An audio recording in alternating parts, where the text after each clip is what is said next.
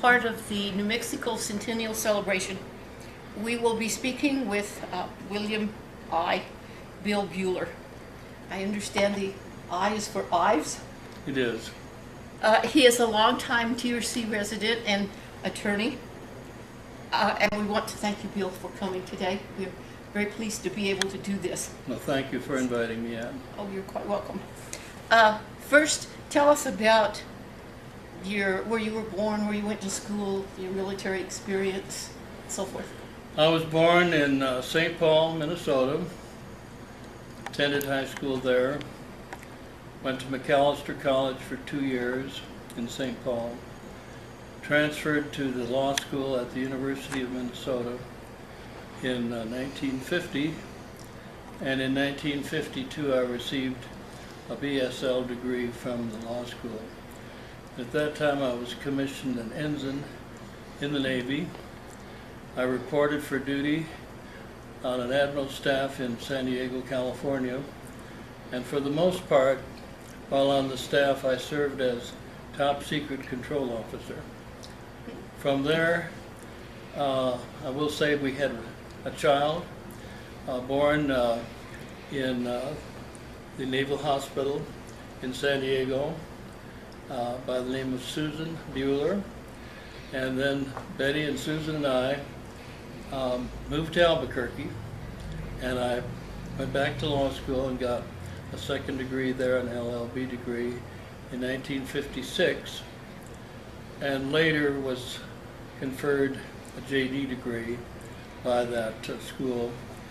And we moved to Truth or Consequences in August 1956. And what brought you to Truth or Consequences? Well, it's not far from Albuquerque to Truth or Consequences. Right. And I understood there was an attorney that needed some help here, and so I came down. Spent a year with him, and then I opened my office up a year later, and was very fortunate after several months to be asked to be the attorney in the only bank in Truth or Consequences, which at that time was called the Hot Springs National Bank.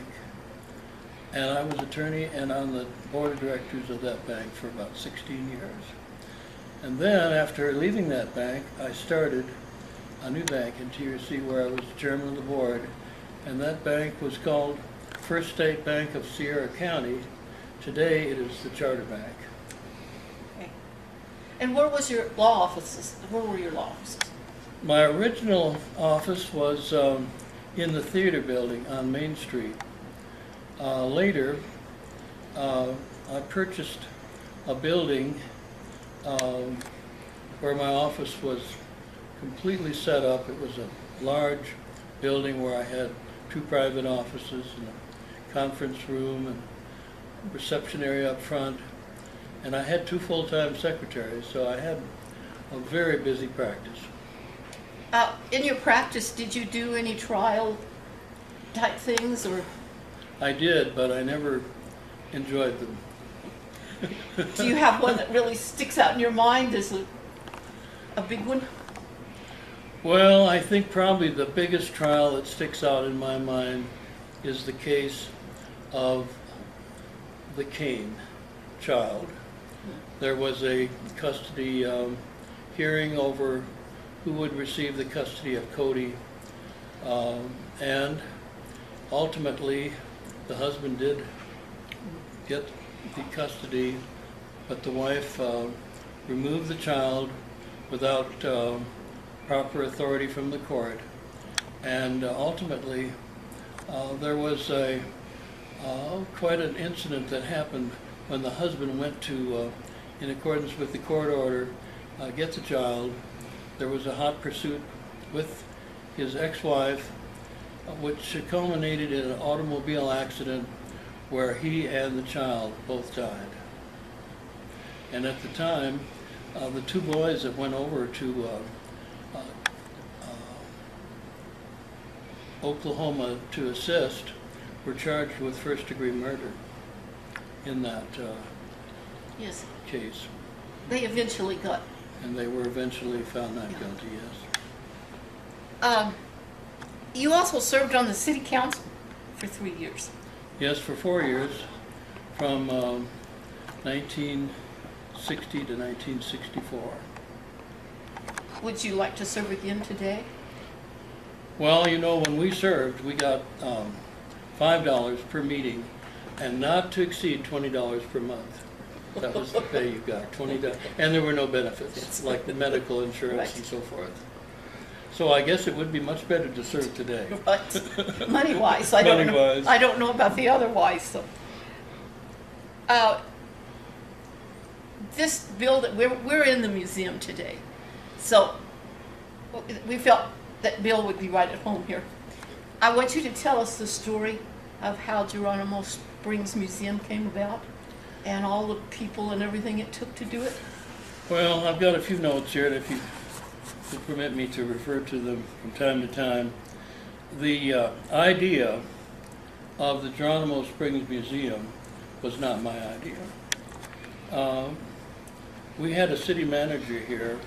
His name was Hal Everett. And on a trip one day to Santa Fe, he talked with me about his dream of having a museum called the Geronimo Springs Museum built in Truth and Consequences. And he even had the location selected for it, which is basically where it is today. And at a Rotary Club meeting, he came and was the program. And he discussed his idea for the museum. And he had a portrait of Geronimo standing. And he was offering raffle tickets at a nominal amount to support the museum. He had obtained maybe several $100s at the most, and probably raised $50 or so at that Rotary meeting. And at that time we were meeting where Elko is now, and that used to be a restaurant in the front part of the Buena Vista Hotel. And the Rotary Club was divided up into small tables, and I think there were 4 or 6 people sitting at the table that I was at. And I asked the members if they would consider making a pledge of $200 each toward this idea of establishing the museum. Everyone at the table said they would be glad to do that. And the next thing that happened was the telephone company, who I was the attorney for statewide, had a Christmas party. And all of the business people of TRC were there. And I thought this might be a logical place to carry on the idea of the $200 per person contribution. And you know, I got a tremendous reception at that telephone party. It was amazing. Everyone I talked with was willing to pledge $200. The only bad thing about the whole thing is I lost my job with the telephone company. The manager, the state manager, felt that it was inappropriate for me to be raising funds for a museum at the telephone company Christmas party, and they found a new statewide attorney to take my place. But I think considering what's happened for the museum since then, it was worth it. Well worth it. Mm-hmm. Now, after that, the next thing that happened was we had a meeting, and I say we, there were probably 5 or 6 of us that were interested in the museum. At that time, Hal Everett had gone on to other area, and so there were other people that picked up the interest, and we met at the Lahanatola Lodge, which is now the very attractive facility behind the bank, which is the bank now on Broadway. And behind that, there's an attractive bathhouse and restaurant. Sierra Grande. Yes, and we met there in the Gold Room. There were 5 or 6 of us, and we invited Jack Rittenhouse. Now, he was the president of the New Mexico Historical Society at that time. He had some good suggestions for us. He recommended that we form a nonprofit corporation with a board of directors, that we establish some themes for the museum. And he had some suggestions for us, like an Indian collection, possibly some memorabilia with Ralph Edwards, early Hot Springs memorabilia, and so forth. And he recommended that we continue our fundraising. Now, at that point, we had a number of $200 pledges, and we were asking and seeking $2,000 and up pledges too. Now, in that connection, Dave Underwood, who was president of the Bank of the Southwest, at that time Hot Springs National, and I each headed up a team to see who could get more contributors. Well, Dave had a lot of people connected with the bank that he could lean on, but I'll have to confess that I did get more contributors than he did. Now, at that time, I became the president of the organization, and I continued on as president for the first 11 years. So I got involved in a long-term connection with the museum, and fortunately, I was able to get some very able directors from the Rotary Club of Truth and Consequences. I would say probably well over half, maybe 2/3 of the original directors came from the Rotary Club. Now, we had another excellent helper in this, and he was the director of the State Museum in Santa Fe, and his name was Carlos Nagel. He came to our monthly board meetings and gave us excellent guidance. And he said that if he could get this museum started here in Truth and Consequences and help with it, that we could then become a pilot museum and help other communities around this area to get started, which we did. We met later with people from Deming and Silver City and other communities, Belen, and told them the story of how we had created the museum here, and they were able to use some of our ideas. Now, the first building we purchased was Dr. White's former medical office. I believe we paid $10,000 cash for it. And the front steps going from the gift shop into the museum collections were the front steps of his original office. Now, we left the front wall where it was, but the next building we bought, I believe we paid $3,000 for it, and we're sitting in it now. I've been told that this was originally City Hall for Truth and Consequences. I believe we paid $3,000 for this building. Now, the first challenge we had was to persuade the Hot Springs Women's Club to give us their building fund, which over a period of many years, perhaps 30 years, they had cooked cookies and baked cakes to raise funds for a meeting place, and they had about $9,000. I met with them a number of times to see if they would give us that $9,000 to use for this room.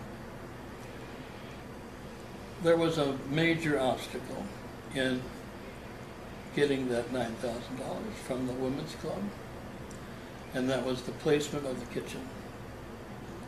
They were determined that it would be in the room itself. And I was just as determined that it would be between the original two buildings in the space where it is now. Finally, We know who won that finally, argument. I prevailed.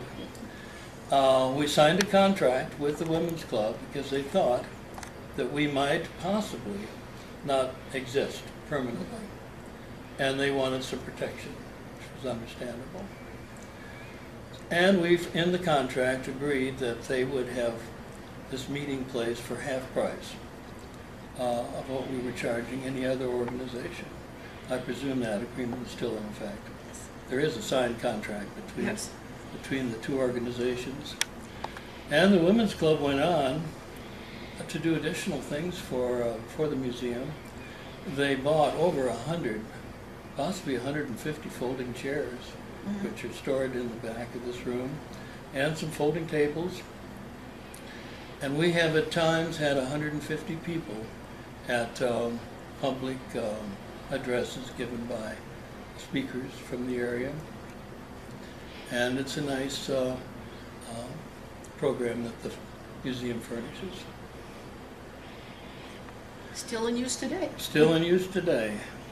Now the next thing, oh, I might add, the original building that was obtained from the heirs of Dr. White, the State Museum in Santa Fe came to TRC, and they spent about 2 weeks working on all the rooms of that building and getting all the displays prepared.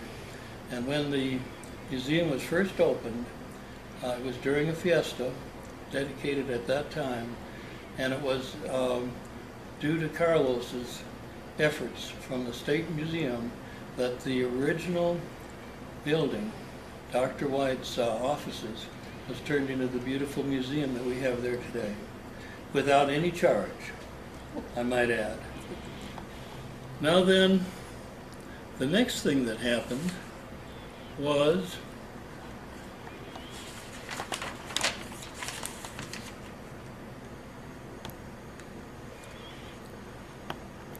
the collections.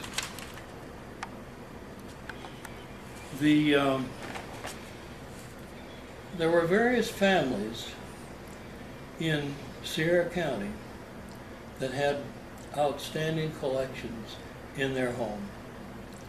There was the Chestnuts in Winston that had spent a lifetime collecting Indian artifacts. There was Cecil Wilson, who had a tremendous collection of early hot springs. There was Perry Watson in Animas Canyon that had quite an interesting Indian collection. And then there was Bill and Leona Ferris, who had additional Indian things. What we did is we agreed to place their collections in an individual room in the White former medical offices, and name that wing for them if they would donate their collection to the museum. In the case of the Chestnuts, it was a lifetime gift, not permanent at first. Now,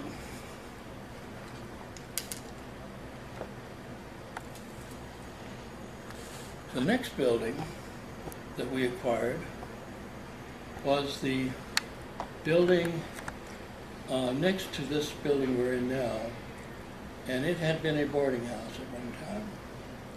We bought it for $5,000, and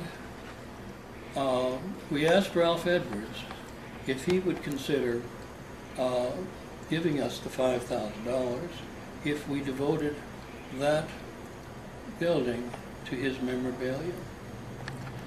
He sent Ed Bailey to TRC and met with us. He looked at the building, and decided it would be a wonderful addition to the museum to have all of Ralph Edwards' memorabilia in a separate wing of the museum. And Ralph sent us the $5,000. We bought the building, and we were very fortunate. Carlos had left the museum in Santa Fe, but John Mershon, who was a very close friend to our museum here and a director in the new bank that I started, John helped us get acquainted with the lady who was chairman of the board at the museum in Santa Fe. She came to TRC. She looked at the building with me and agreed that she would recommend that they take on the responsibility of professionally designing the new building for the Ralph Edwards collection, which was done. They came down, sent a crew down here, and it took quite a while for them to finish it, and we had a marvelous dedication with the governor of New Mexico, Ralph Edwards, other dignitaries, and we at that time had a dedication during the fiesta of the Ralph Edwards wing of the museum. Now the fourth building is the most unusual acquisition that we've had. And how it happened was this. I received a lady at my law office, and she had a dollhouse across the street from the museum where she had hundreds of dolls on display. And she said to me, "Mr. Buhler, the hippies have taken over the building next to the Ralph Edwards wing." And she said it's a national stopping place. They have maps. And they're just coming in here by the droves. And she said they're going to ruin the museum if you let it continue. You have to do something about it. Well, I called Elizabeth Ebling, who owned the building, to come by the office. I said, "Elizabeth, what kind of an arrangement do you have with the people that are leasing it?" She said, "Well, they would like to buy the building, and they're wanting to start talking about a purchase." I said, "Elizabeth, how much money do you want for the building?" She said, $5,000. I said, "Well, how much down payment?" She said, "Well, to the museum, $50.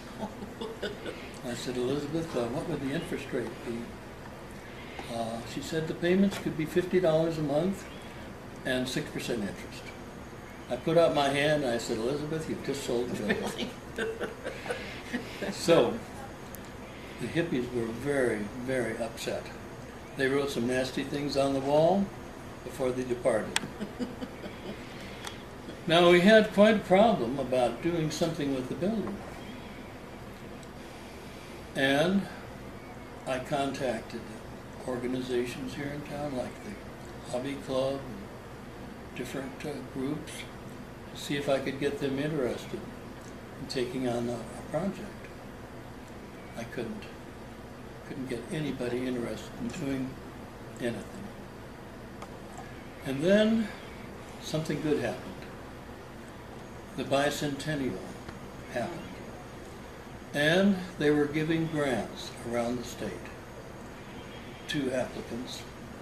We applied for $3,500 grant, and so did Elephant Butte Lake for the same amount. They were going to have a regatta.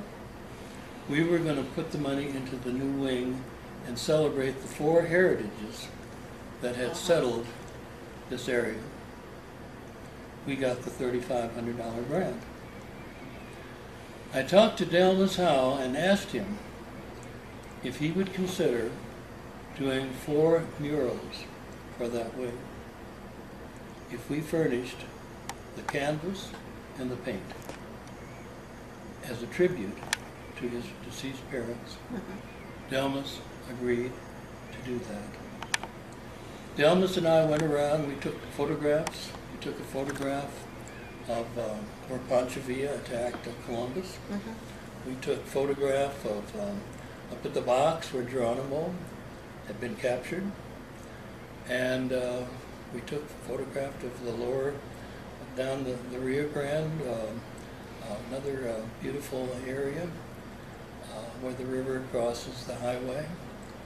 And Delmas painted 4 magnificent murals as a tribute to his parents. And then at that time I was on the Carrie Tingley Crippled Children Hospital Foundation Board, which I helped to set up. I fixed the 501c tax clearance for them, and Havana Leindecker was also on the board. She was a board member. I was on the board that for the foundation, and she agreed to do the bronze renderings if we would furnish the material, and so we have them too.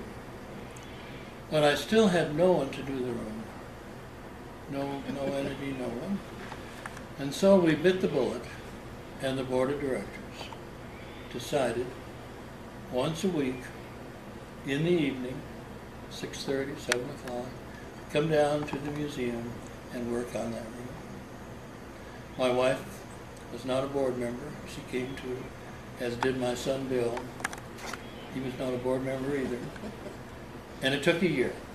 And it was the dirtiest job any of us had ever done, because there had been an upstairs, and that silt worked down, and there had been some kind of a stove and fireplace in the corner, and we had all of that to take down to, for 30 years of fireplace accumulations. Well, it had been a bar too, hadn't it? It had been the turf bar at one Yes. time.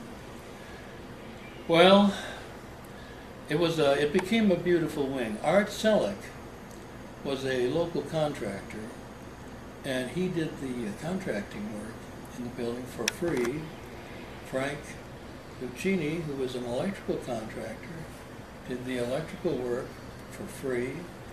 And I have to mention, in detracting a little bit, Johnny Guthrie was the contractor that did the original 2 buildings for us, and he spent over a year doing the work on the White building, Dr. White's clinic building, and the building we're in now, without charge. Johnny Guthrie was an outstanding local contractor, and he became a major contributor. Now, I didn't mention that before, but major contributors were those that gave $2,000 or more to the museum. Naturally, the Women's Club became a major contributor. My wife and I also did a $2,000 contribution. Ralph Edwards, with his $5,000 building purchase, became one. D.W. Falls, another. And of course, Johnny Guthrie as the contractor at that time. So we had a number of $2,000 contributors also. Now the TRC Rotary Club, it's been said, started the museum with a pancake breakfast. That is not true. There was no pancake breakfast. They never started the museum. They did give us $2,000 and became a major contributor, and we took the $2,000 and we spent most of it to buy the beautiful plaques for the $200 contributors and the major contributors of $2,000, and then we had a permanent fund contributors, and those plaques were quite expensive because they were individually engraved with each donor's name. And then the balance of the money from the Rotary Club was used for roof repair. But they did not start the museum with a pancake breakfast. There was no pancake breakfast. I'd always heard that. On Well, it was a good story.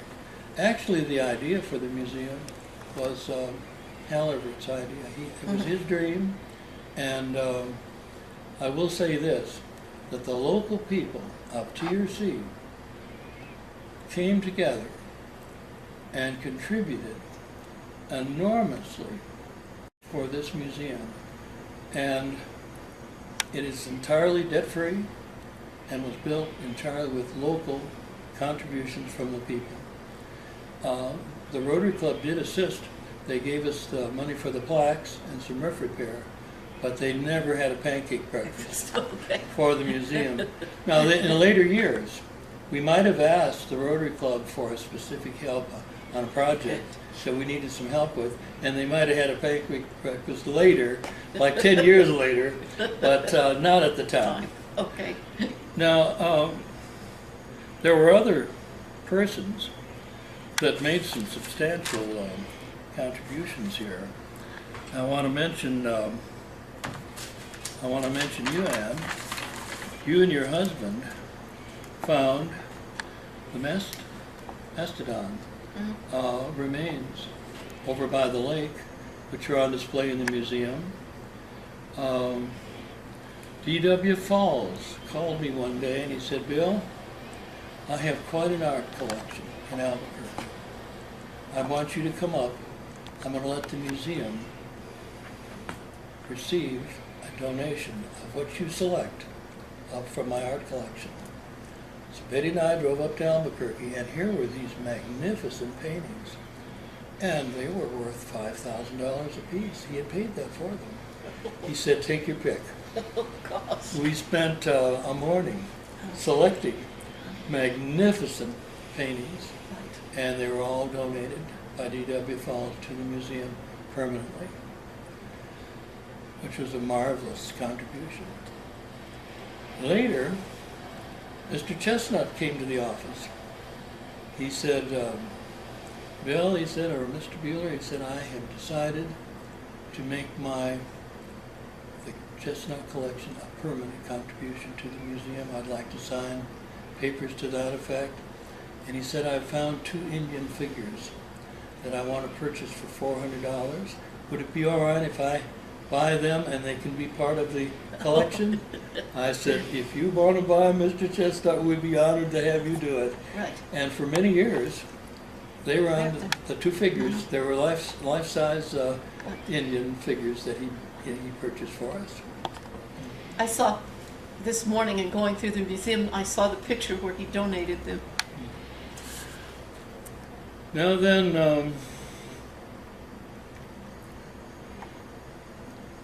we're down to we did receive the water rights.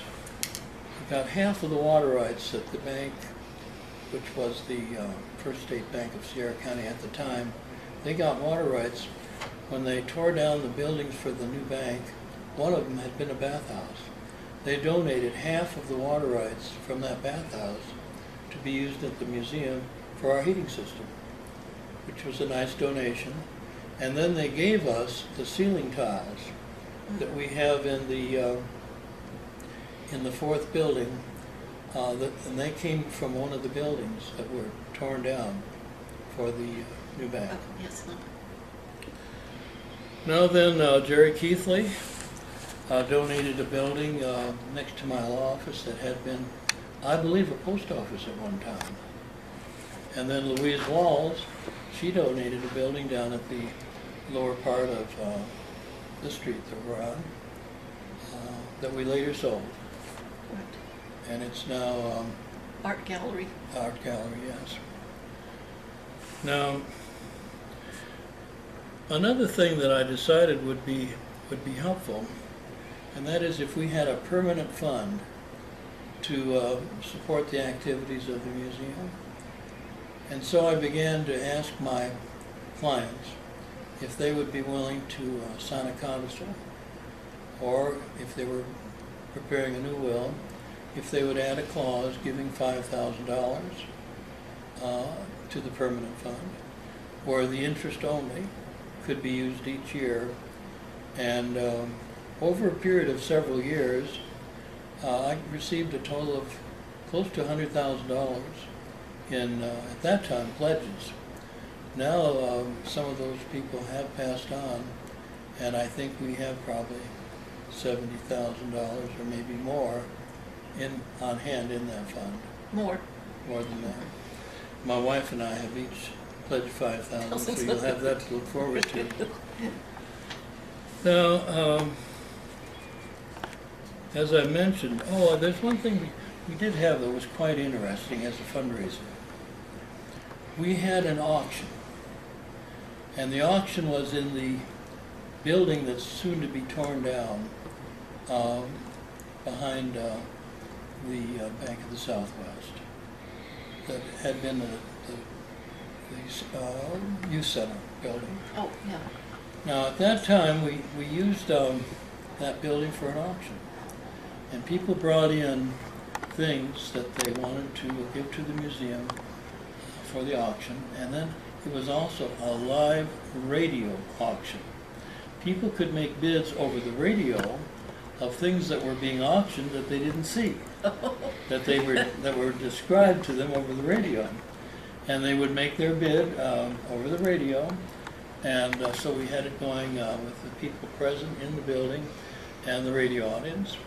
One of the things that was donated at that auction was the oldest piano in Sierra County, and it was donated by Mrs. Dar. I think we still have the piano here. Yes, over there. Yes, that was a part of that auction. I don't remember what we raised, but it was several $1,000s. That was quite exciting. Yes, and been fun too. It was a lot of fun. Now there's one other little story that I'm going to mention, and that is something unusual happened at the museum. We had a local person, whose name I won't mention, do some appraisal work of our polls. And when it came time to offer some compensation to that person, he said, "Oh, I'd just like to take a bowl." And so Louise Walls was president at the time, and he picked out a bowl and took it. Later, the people who had donated that bowl, by the name of Bill and Leona Ferris, happened to be in the living room of the man who got the bowl, the appraiser. And they were astounded to see that bowl in his living room, because they said it had a value of over $20,000. It was the most valuable bowl in our collection. And this appraiser said he would just take a bowl for his work. Well, he certainly did receive enormous compensation for his work. But, you know, there's a justice in life. Because what happened next is that man had an automobile accident. He died. And you know, that bowl disappeared right after his death. It was never found again.